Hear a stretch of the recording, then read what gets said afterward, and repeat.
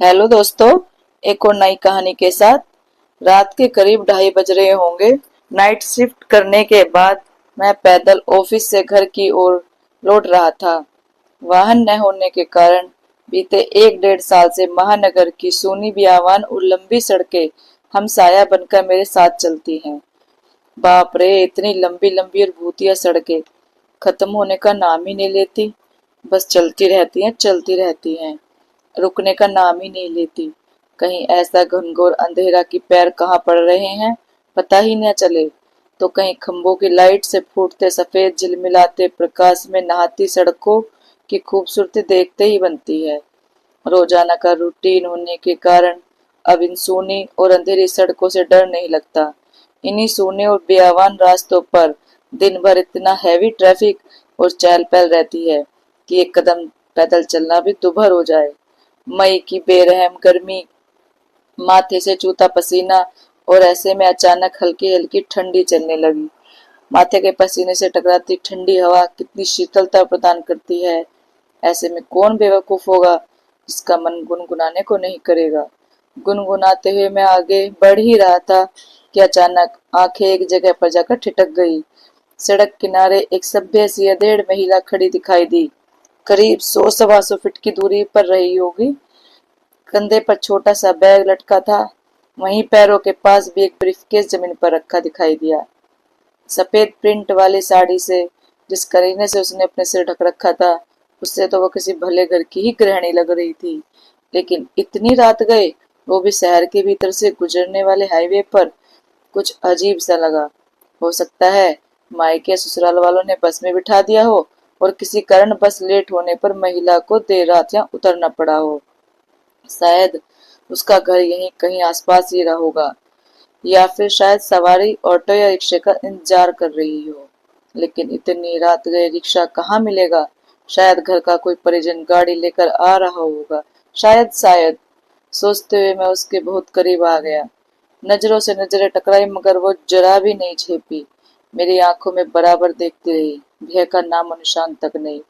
वरना इतनी अंधेरी और सूनी रात में एक अकेली महिला, कम से कम मुझ जैसे मवाली सरीखे इंसान को देखकर तो डर ही जाए। लेकिन वो तो लगातार घूरती रही। चेहरे पर ना कोई हाव ना कोई भाव। हाँ, होठों पर मुस्कान बराबर जमी रही। मैं ही झेप गया। मुझे ही नजरें हटानी पड़ी, कहीं ऐसी वैसी तो नहीं। फिर एकदम से सिर झटक दिया। होगी कोई, मुझे क्या लेना देना। मैं तेजी से कदम बढ़ाता हुआ अनजान महिला को क्रॉस कर गया। अनजाने डर और शर्म के मारे मैंने फिर पलट कर नहीं देखा। न जाने वो क्या सोच बैठे। चलते चलते मैं दूसरी सड़क पर आ पहुंचा। अब वो सड़क और महिला पूरी तरह से ओझल हो चुकी थी। कहीं कोई भूत वूत तो नहीं था। थोड़ी देर पहले भला लगने वाला रास्ता भयभीत करने लगा था। मैं जल्द से जल्द अपने घर पहुंच जाना चाहता था। इसी तारतम्य में चाल में गजब की तेजी आ गई और बड़े बड़े डग भरने लगा। करीब पौना किलोमीटर चला था कि अचानक मुंह से चीख निकल गई। वो महिला करीब 100 गज दूर उसके सामने सड़क किनारे ठीक उसी ढंग से खड़ी दिखाई दी। कंधे पर बैग और जमीन पर ब्रीफकेस। यह कब यहाँ आ गई। एक ही रास्ता तो है। ना कोई गाड़ी निकली और ना ही वह पैदल दौड़ती हुई मुझसे आगे निकल गई। मेरा पूरा शरीर मारे डर के पसीने से तरबतर हो गया। लगा कि आज की रात आखिरी रात है। वो भूतिया औरत कुछ देर में मुझे चबा चबा कर खा जाएगी। मैं बेतहाशा भागा, इतनी तेज कि पता ही नहीं चला कि वो औरत कब पीछे रह गई। भागता रहा और सीधे घर पर जाकर ही रुका।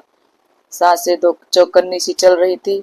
घर के बाहर ही कुछ पल खड़ा रहकर अपनी सांसों पर कंट्रोल किया। अगले दिन शाम करीब 5 बजे ऑफिस पहुंच गया। एक बुजुर्ग कर्मचारी को रात का सारा घटनाक्रम सुना डाला। हंसते हुए बोले, नूर चाचा, अरे कहीं बूचड़ खाने के पास की बात तो नहीं कर रहा। बूचड़ खाना, मैं बुदबुदाया। हाँ हाँ, बूचड़ खाना, स्लाइटर हाउस, जहाँ जानवर कटते हैं। बेटा वो सड़क बहुत खतरनाक है। बहुत हादसे होते हैं वहाँ। तेज रफ्तार बड़ी गाड़ियों ने बहुत सारे लोगों को कुचला है। सुना है कि कई साल बस का इंतजार कर रही एक औरत को भी एक ट्रक ने रौंद डाला था। तुझे ही नहीं, बहुत सारे लोगों को दिख चुकी है। लेकिन बेटा, भली औरत की रूह लगती है, कभी किसी को नुकसान नहीं पहुंचाती। मैं हैरान था और परेशान भी। अब कैसे निकलूंगा उस रास्ते से रात में पैदल। और एक आत्मा औरत की रूह से आमना सामना हुआ है मेरा, वो भी भली औरत की रूह।